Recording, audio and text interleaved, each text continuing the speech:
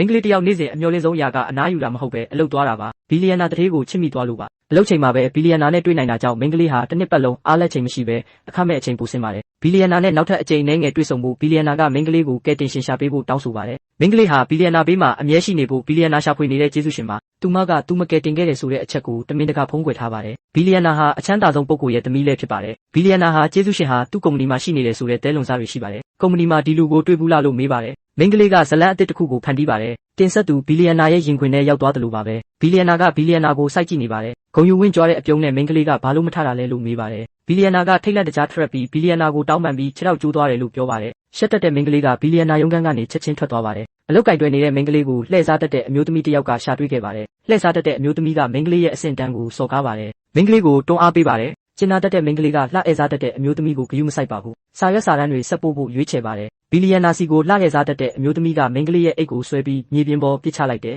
အန်ရများတဲ့အချိန်မှာမင်းကလေးရဲ့အိတ်ကိုနင်းကျင်လာတယ်မင်းကလေးရဲ့တငယ်ချင်းကောင်းပေါ်လာတယ်မင်းကလေးရဲ့အိတ်ကဒေါ်လာ30တန်းတန်တယ်လို့လှည့်စားတတ်တဲ့အမျိုးသမီးကိုပြောပြတယ်လှည့်စားတတ်တဲ့အမျိုးသမီးကရော်ကြေးပေးနိုင်မလားလို့မေးတယ်